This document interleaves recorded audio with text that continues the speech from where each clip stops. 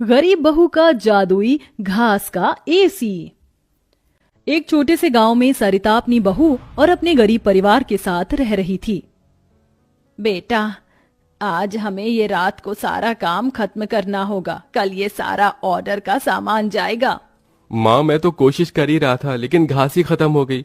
अब आप ही बताओ ना, मैं क्या करूँ? हमारे पास और कोई चारा नहीं है, हमें जंगल से और घास काट कर लानी होगी। इस समय जंगल में जाने का फायदा नहीं है, कभी भी कुछ भी हो सकता है। जंगली जानवर रात के समय ही बाहर निकलते हैं। अजय बिल्कुल सही कह रहा है बहू। अरे माँ जी, हम दो लोग अगर जाएंगे तो कोई जानवर पास नहीं आएगा, और फिर इतनी जल्दी कोई जानवर हमला नहीं करता। हमें ये ऑर्डर कल देना है, आप ये भी तो सोचिए। लेकिन बहू।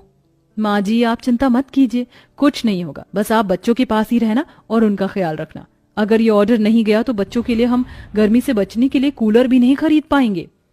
सरिता की बहू भाविका और उसका बेटा, वो तीनों घास से पंखे कूलर बनाने का काम किया करते थे, इसलिए उन्हें घास की जरूरत पड़ती थी। वह आधी रात के समय जंगल में जाते हैं। भाविका, जरा से भी हलचल हुई तो मुझे बता देना, कभी भी कुछ भी हो सकता है। ठीक है जी, मैं आपको बता दूंगी। अजय और भाविका दोनों ही जंगल में घास काट रहे होते हैं, तब उन्हें झाड़ियों से आवाज आने लगती है। क्या तुमने भी वहां से कोई आवाज सुनी है? हाँ जी, मैंने भी सुनी है। मैंने तुम्हें कहा था ना, इस समय आना ठीक नहीं है। चलो देखते हैं उधर क्या है। भाविका और अजय झाड़ियों के पास जैसे ही जाते हैं, उन झाड़ियों के पीछे से एक आदमखोर भेड़िया निकलता है। भाविका, भागो यहाँ से, यहाँ पर तो बहुत खतरनाक भेड़िया है। अजय और भाविका दोनों अपनी जान बचाकर भागने लगते हैं। अजय, अब हम लोग क्या करें? कहीं भेड़िए ने हमें खा लिया तो? रुकना मत, बस भागती जाओ। भागते भागते वो दोनों जंगल से किसी तरह बाहर निकल आते हैं और भेड़िया उनका पीछा छोड़ देता है। जान बची तो लाखों पाए, लौट के बुद्धू घर को आए। रास्ते में चलते हुए आधी रात के समय उन्हें गांव के एक कूड़े के ढेर के पास एसी पड़ा हुआ नजर आता है। अरे देखो जी, यहाँ पर एसी पड़ा है। अरे पता नहीं किसका होगा, चलो यहाँ से चलते हैं। मुझे लगता है किसी ने ऐसे ही डाल दिया होगा। मैं तो कहती हूँ इसे लेकर चलते हैं। भाविका अजय को एसी ले जाने के लिए मना लेती है, जिसके बाद वो दोनों उस एसी को घर ले आते हैं। तुम दोनों तो घास लेने गए थे, ये क्या लेकर आ गए हो? ये हमें रास्ते में पड़ा मिला। जब हम कूलर पंखे बना लेते हैं तो एसी भी बना सकते हैं। इस खराब एसी को छोड़ो और ये बताओ, क्या तुम घास लेकर आई हो? सरिता के ये बोलने के बाद जंगल की दुर्घटना के बारे में दोनों बताते हैं, जिसे सुनकर सरिता हैरान रह जाती है।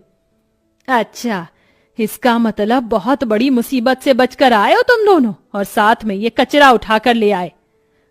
वह तीनों बहुत ज्यादा परेशान हो जाते हैं। कल का ऑर्डर पूरा करने के बाद उन्हें कुछ पैसे मिल जाते, लेकिन घास न होने की वजह से उनका ऑर्डर पूरा नहीं हो पाता और वह ऑर्डर कैंसिल हो जाता है। अगले दिन उनके टूटे फूटे घर के अंदर धूप की किरणें आने लगती हैं, जिससे बहुत ज्यादा गर्मी हो जाती है। हे भगवान, कितनी गर्मी लग रही है, घर में पंखा भी नहीं चल रहा है। मुझे भी बहुत गर्मी लग रही है। पिताजी पिताजी, हमें बहुत गर्मी लग रही है, हमारे घर में एक पंखा भी ठीक से नहीं चलता। बेटा, थोड़ा सा सब्र रखो, कुछ दिनों में मेरे पैसे मुझे मिल जाएंगे तो मैं घर के अंदर एक अच्छा सा पंखा लगवा दूंगा। हमारा वो ऑर्डर तो कैंसिल हो गया, लेकिन सुबह में घास ले आई थी मैं। चलिए गांव वालों के कूलर और पंखे में घास लगा देते हैं, उससे कुछ तो पैसे आएंगे। हाँ, तुमने सही कहा। भाविका और अजय दोनों मिलकर पुराने कूलरों के अंदर घास लगा रहे होते हैं और यहाँ घर में राजू दिशा गर्मी से परेशान हो रहे होते हैं। काश कि हमारे घर में भी कोई एसी होता। तभी दिशा की नजर उसके पिता के लाए हुए एसी के ऊपर पड़ती है। अरे राजू, जरा इसे देखो, लगता है पिताजी हमारे लिए एसी लेकर आए हैं, पर उन्होंने ये एसी अभी तक क्यों नहीं लगाया? क्योंकि ये एसी खराब है, बस इसीलिए। कल रात तुम्हारे माता पिता को यह कूड़े करकट में मिला था। ये सुनने के बाद राजू इस बात से तो खुश होता है कि उसके पिताजी पुराना ही सही, कम से कम एक एसी तो घर पर लेकर आए। कुछ देर बाद वह अपने दोस्तों के पास खेलने चला जाता है। ढोलू ढोलू, कहाँ हो तुम? चलो खेलते हैं। आज मैं नहीं आ सकता, बहुत गर्मी है, और इतनी गर्मी में मेरा मन नहीं कर रहा है आने का, क्योंकि मेरे घर के अंदर एसी लगा हुआ है। मैं उसकी ठंडी हवा में ही बैठना चाहता हूँ। क्या कहा? तुम्हारे घर के अंदर भी एसी है? हाँ, और हमारा एसी बहुत अच्छा चलता है, बहुत ठंडा कर देता है घर को।